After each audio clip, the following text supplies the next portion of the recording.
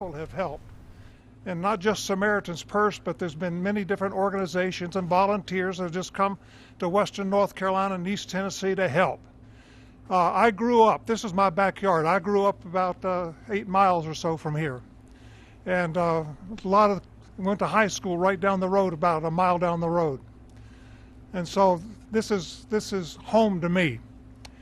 But we've got a family today. We've got the West family. This is their house. So we're here today to show the president just a little bit of the damage and the problems that the people of Western North Carolina are facing. So, Mr. President, thank you for what you have done for Western North Carolina. Thank you for coming again to see. Thank you, your son Don Jr., he came with us twice. And so they've taken a real interest. And this isn't a politician coming down here looking for votes.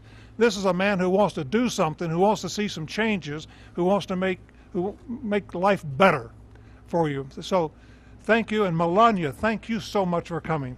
It's an honor to have you here with us. So, Mr. President, please. Thank you very much, Franklin. Thank you.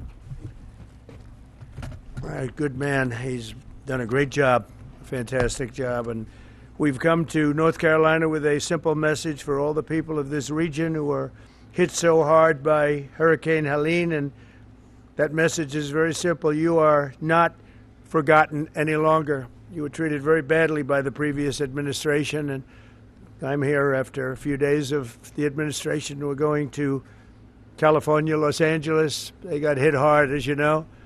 A lot of that could have been prevented, I think, if they had water, which they had plenty of, but they didn't use it. But I'm going there, and it was set up to go there. And I said, well, wait a minute, what about North Carolina?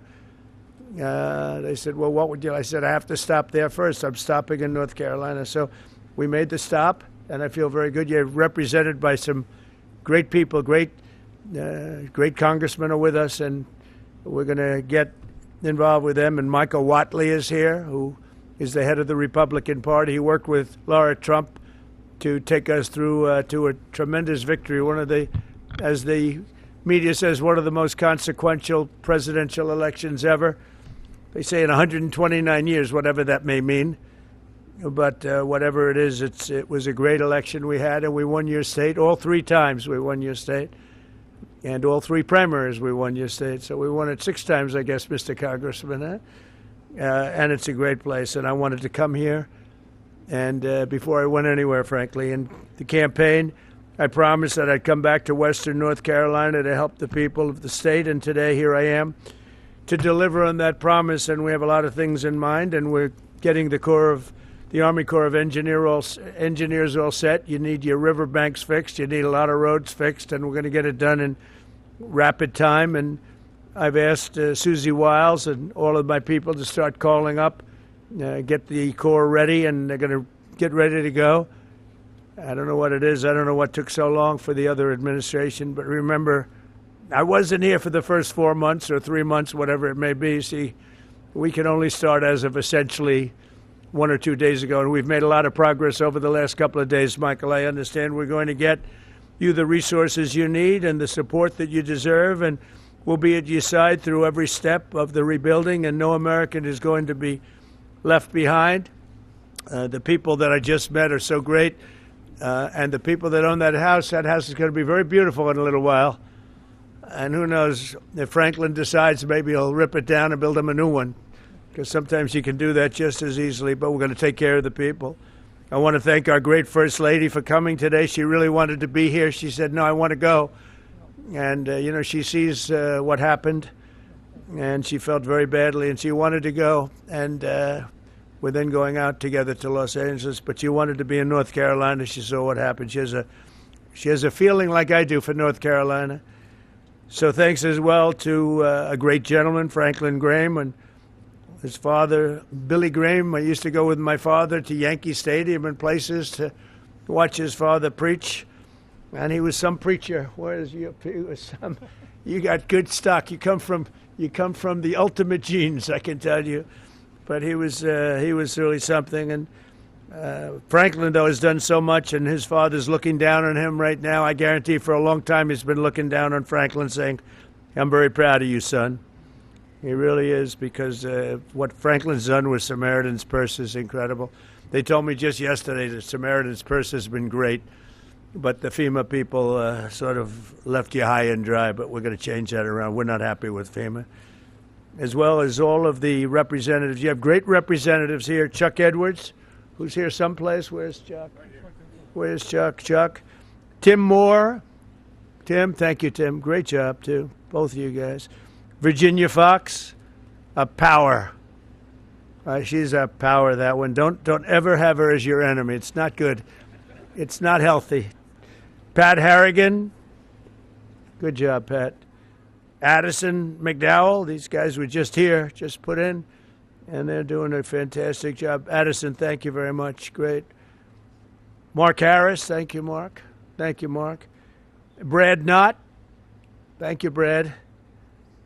Greg Murphy. Fantastic guy, my friend for a long time now, right? And the RNC chairman, Michael Watley, who really, as I said, brought us to a great victory with Laura, the chairman of the party, the whole Republican. I took Michael Watley from North Carolina because he did the best job and put him in charge of everything, and the job they did together was incredible.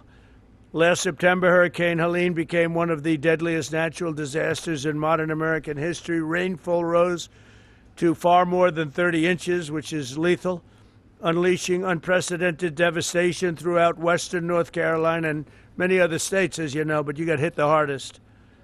The highest responsibility and deepest obligation of the American government is to protect its people, and that's never truer than in times of emergency like this. Unfortunately, our government failed you, but it wasn't the Trump government. It was a government run by Biden.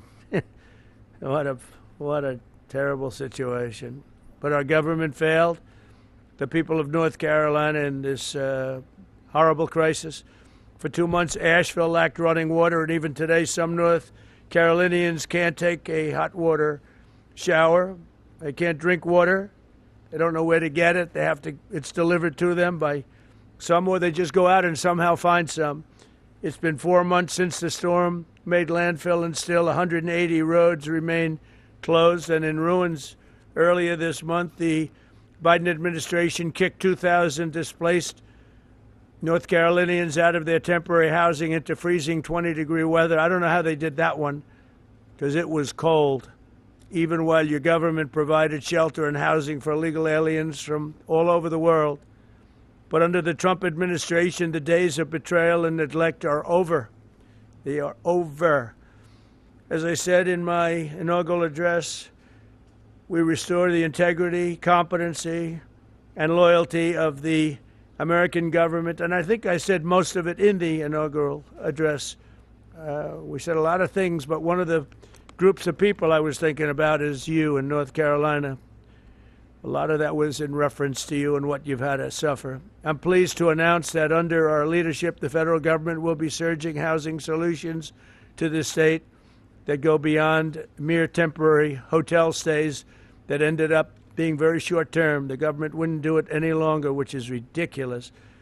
We'll marshal all available resources and bring back potable water and make your water and infrastructure dramatically more reliable very quickly. Today, I'll also be signing an executive order slashing all red tape and bureaucratic barriers and permits to ensure the rapid reconstruction of the roads here in western North Carolina. We're going to go through a permitting process that's called no permitting, just get it done.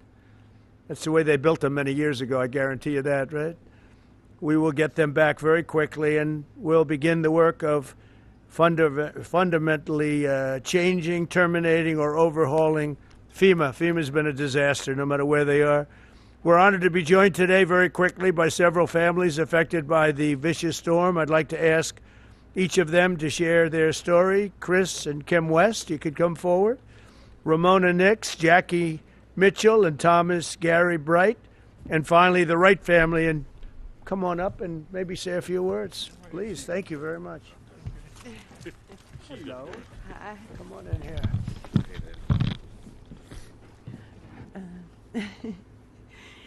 whenever it started, we started moving our vehicles to the top of the road, and by the time we got the vehicles moved, the water had already hit our ankles in the house. And so I grabbed my purse and my little pug dog, and my husband grabbed the dog food and put it in a trash bag, and by the time we got out into the driveway, it was already waist deep, and there was sticks and that kind of thing. I didn't think I was going to make it, but we did make it out, and we made it to the top of the road, and we were kind of stuck there for hours because we couldn't get out any of the ways because it was flooded all the way around. It took us hours, and we sat there, and finally it receded enough to where we could actually get out. It was probably like close to midnight, and it started like 5-6 o'clock in the morning. We just lost everything that we had. Didn't even have a brush for like 3 days. So, thank you. Okay, good. Would you like to say something with that beautiful baby? So, hey. When the hurricane storms hit North Carolina, hit our home, my daughter and my wife and I were actually out of town. But unfortunately, my dad was still at home, and my mother was staying at our house with our animals. And the waters got so high that it actually lifted between that and the tornado that came through, or microburst is what they've been calling them, and lifted his home and the house that I grew up in and crashed it into our barn. It took away his business. It took away all of our tools and tractors and everything needed to keep the farm going. And my mother was trapped in the house, and there was no way to escape because the water got so high. The only thing she could do was ride it out and wait till the waters came down. So we've been doing a little bit of battling with our insurance and FEMA. We did have proper insurance with flood insurance and homeowners insurance, but since we had proper insurance, FEMA's not been able to assist us with a whole lot of things. And again, we've been having some issues with trying to get some payout for our insurance in a timely manner.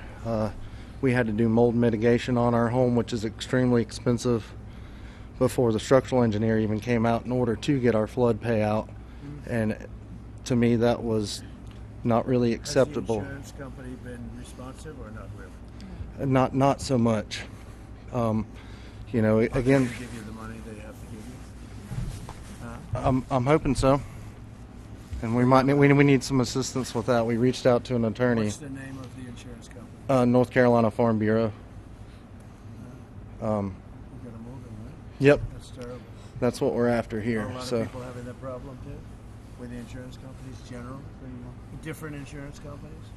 And they're all difficult, or just the one particular one? I've heard different stories from others, and Have a you lot heard of folks some are. were responsive? And I've heard some good instances of even Farm Bureau themselves, but in my case, they'd send out a third-party adjuster immediately. Well, they wound up firing that third-party adjuster group. He gave us a quote for a much higher estimate than what we And received, you got fired? and then he got let go. Yeah, he got fired. So then they brought in another third-party adjuster to come in and lowball us. We've not received any kind of, so the flood insurance is our primary insurance, and so there was roof leaks in the home that the inspectors found, the adjusters. Well, that contributed to us losing some of our personal property as it come in the third story where there's no, or second story living space, where the flood water, well above the flood waters. So they've neglected us for. Was your mother saved? Yes, she's saved. So Yep, you wrote it down? she's right here. Good. Okay. So we made it. That was not exciting, right? That's right. How scared were you? Very. Did you think you were going to make it? No. You didn't think so? Nope. I just started praying. So you were sort of on a boat. Your house became a boat. It's a big pontoon. That's some story. It was a Would you beach like to house say on something? the steps. I'll bet this guy would like to say something. I can tell. was next door to the house, and my son was out of town, so when he came in to Charlotte to my sister's, he called about 2 in the morning because at midnight the water was still in the stream, within the banks. So when he called, the water was coming up, so I started moving vehicles up to about 5:30 in the morning, and she was in the house, and I pulled up to the steps and I said, hop on the fender and I'll get you out. Well, he built a beach house on stilts, 5 times higher than the floodplain. And she said, well, he said I'd be okay. So I'm staying with the dogs. So I went to higher ground with some vehicles, hers included, and the water covered everything. But I'd already seen it come around both sides of my place. So I got my blind and deaf dog and a bag of valuables and took up off the side of the hill behind my house, and then was heading to the cemetery back there because I knew it was open, because there was trees falling and uprooting. It was raining. It was, You never saw anything like that? no, I've been through floods There's never been anything. all my life around there. Never nothing. Never been anything like that. Mm-mm. But you're okay, right? Yep. House destroyed. Yeah. Well, we're gonna help you out. We're gonna help you out. Appreciate it. Thanks for being here. Anybody else? You guys okay? Our day that morning began a little taller with some trees falling into our house, which our house is goes back 4 generations, 80 years, and never came close to flooding. And we woke up with trees about 4:30 or 5 in the morning, and our house sits 3/10 of a mile back off the road, and the water, we've had flooding and such in the lake, but nothing like we saw. And like most everybody else, we moved 5 vehicles this far up, and lawnmowers and everything else, and the water started coming in the house. And when it got up to about ankle high, we have a loft. I got her up in that and tried to gather what you might want, which was totally random. And when it made it to the loft and started getting up to about her hips, I built a little makeshift ladder and we got out on our roof. And we spent 4 hours on the roof. I had a little baggie. I did notes on my cell phone to my 2 kids and my 2 grandkids, and something to identify me in case we were lost in it. Did you think you were gonna make it? No, we're. Oh, you didn't? Yeah, we didn't think we were going to make it at all. I mean, our house was 25 feet underwater. So you didn't think you were gonna live? No, we were watching houses, trailers, bodies coming by us. And we lived in the Azalea Road area in East Asheville, O-Team. Yeah, we watched our garage float by. You just lift up. Yeah. But, we got to a point where it crested about 4 feet up on the roof. We took about 3 or 4 hours for it so we could kind of do everything in reverse, and got out in the mud to higher ground. And I got out higher ground up to the subway and got over to her daughter's house, where when she saw that I didn't have her, she lost it. And I was like, she's okay, she's alive. And we tried to make our way back in there and gather things best we could. But, found a body right away. There was about 8 bodies in our area that first 2 weeks located. And we were lucky we weren't one of them, and blessed. But like other people, no insurance on flood insurance, so we had to depend on FEMA. They did what they could do, and of course it's not enough. Yeah. Yes, that's crazy. But again, we're thankful to be alive, but it's a long haul. What are you doing now? Staying in a camper. I've never been, if y'all notice, I'm a big guy. I don't sleep in campers very well. And the first night we spent in the camper, very grateful with the Asheville Dream Center coming through with one. And Do you still have the land?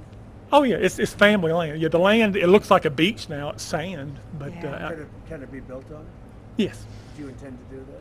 yes. You want to build again? Yeah, Samaritan's Purse. We're working with them. We're working with people. It's 80 years 4 generations. But the house is totally gone. No, the house is there. they It's down to, gutted yeah, it they to came this in and mudded it. mattress. But everything in it was completely destroyed.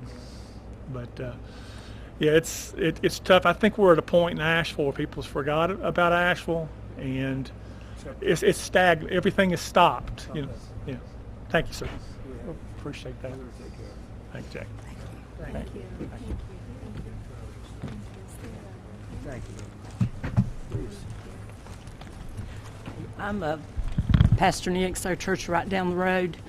We had only purchased in May, and it's a big church. We're a small congregation, and I had people say, "What are you going to do with this big building?" And I said, "Only God knows." And we had our dedication, and the storm came the next week. And the outpouring of people, my son brought the first load of supplies, and from there, I stayed there for about 3 months. I slept on the floor for about 3 weeks because the need was so great. The people were so devastated, and I said, I want to be here for them. And they were coming in just day and night, so there's really no need for me to go home. But we had people from Kentucky, Tennessee, Texas, Indiana, Oklahoma, people from all over. We have not received any help, like from the government or anything. But I said, Lord, if you want us to do that, So people they came from all over the states. But That's FEMA what FEMA did nothing. It was No. it was the FEMA's locals. waste of time and money. The locals and the people that knew us. And before the week was over, our church was so packed with supplies we couldn't even walk. Even in our sanctuary, it was up to the platform of things, and in our halls and in our rooms, and we're just now beginning to get a little straightened out. But somebody said, how long are you going to be here? I said, I'm going to be here through the winter and even on, if possible, because when you meet people that's been through the struggle, I had a little lady come up, and I said, can we do anything special for you? And she said, I don't want to be selfish, but said, could I have a cup of coffee? And I handed her that coffee, and she stood there, and tears just poured. She said, you don't realize how important. It's not the big things in life that we have, but it's the little things, and knowing that God is our source. I don't look to man. I don't have to have a lot of things. I had trees, about 20 trees down in my yard, but that didn't really matter. Doesn't matter, because the needs of the people is what I want to be there for. God is good. He's very good. And my daughter now, her house is really in bad shape, and I'll let her tell you about that. But thank you, President. This is our president. We appreciate you so much. I live out in the Fairview area of North Carolina, and near the Bat Cave, Lake Lure area. And our area was hit. It was hit really hard. I was home alone, and my husband had stayed in town because we take care of a little lady that's 98 years old, and she lives out in the woods by herself. And I said, just stay with her and make sure that she's okay. And I got up the next morning, and my first thought was, I want to go see what our road and bridge looks like. So as I was making it down to the road and the bridge, there was no road and bridge. And so, here we are, we're like at a little island, we can't access the main road or anything. And then the fire department came by the next day and said that they were evacuating me and my neighbor because a landslide was going to come. And they told me to get my stuff and get ready. And so while I was getting my stuff and getting ready, there was a knock at the door, so I thought it was the fireman. And I went to the door, and there stood my 21-year-old son. His name's Nathan, and he had drove as far as he could to get to me, but he hiked 5 miles, and it took him a really long time. And he got there, and he said, Mom, grab a bag, we gotta go. And I said, son, there's no way I can hike out of here. And he's like, no. He said, we gotta go. So we started hiking out, and I seen one of my neighbors who,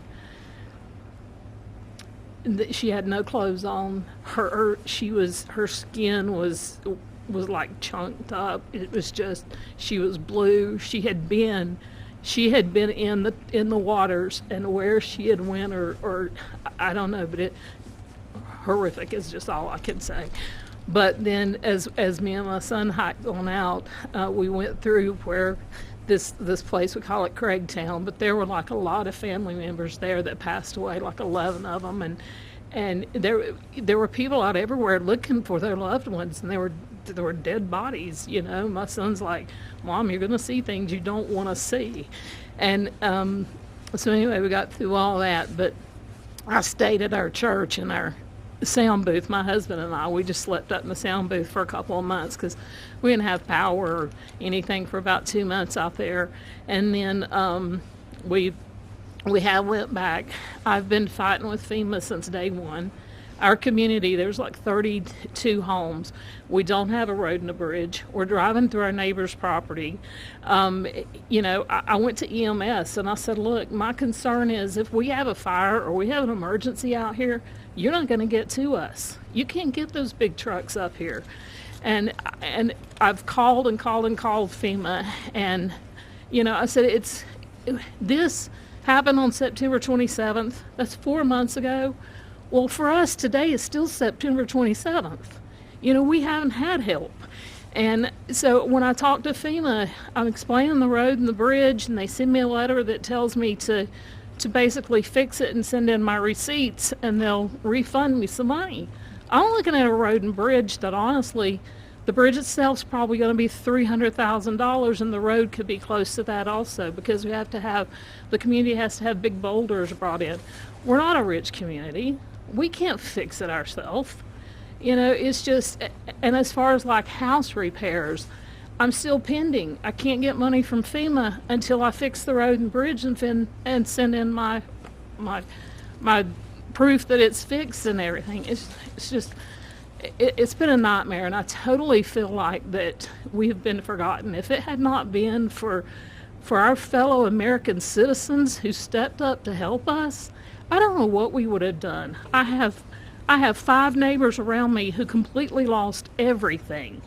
You know, I have damage to my house, and I don't feel entitled. I'm embarrassed to even say I need help, because, you know, and sometimes there's even that survivor's guilt is what they're calling it, but you feel guilty to even be alive sometimes. You know, when you look around, you see your neighbors that are gone, and it's just, you know, we need help. I wrote a letter to send to Congress. You know, I don't understand what's going on. If we can't get FEMA help, then will you guys help us? Will you step up and be our fellow citizen? Will you step up and be our neighbor and send us something? Help us get our community back. I could go on. It's just I don't know, it's just heartbreaking. I appreciate you. Good daughter you have, huh? Good daughter. Take care of Mom. And your son must be great. My son is great. No, he sounds like a real leader and smart. He really is. Hike How would in, you have been if he didn't come and get you? I don't know. I'd just would have been there because the only thing we could do, there were no way to get out there. The only thing we could do is just hike up to the church, the first church that was up there, about 3 miles, just to get, you know, maybe what we needed or something. I don't know. He is. Thank you. Again, thank you very much, everybody. So we're going to be here. We're going to be working with our congressmen and women, and they're going to do a job. And Michael Watley is going to be very much in charge, and you'll get it done. And FEMA's ready to rock. They haven't done the job because they weren't really told to do the job by Biden. I guess Biden was thinking about other things, wasn't he? But they weren't told. What they did, what the past administration did to North Carolina is a disgrace. So I just want to wish you all well. I was here right after the event, and I couldn't believe it. I have never seen anything like it. I've seen a lot of bad things, but I've never seen anything like it. And it's an honor to meet the people behind me, and it's an honor to be with our congressional delegation and some of the other politicians in the area. And it's an honor to have Michael Watley at my side, because maybe we wouldn't be standing here as president if he wasn't. Him and Laura Trump were unbelievable as the head of the Republican Party. So he happens to come from a place called North Carolina. So I said, Michael, fix it. So good luck. Good luck. And we'll supply what you need. You know that. Okay? Thank you. Thank you all very much. Thank you very much.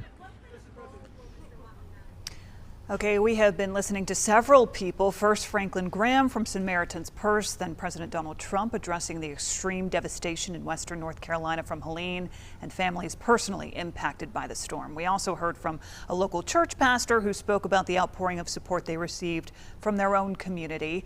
Trump personally thanked Graham for his efforts in helping that region.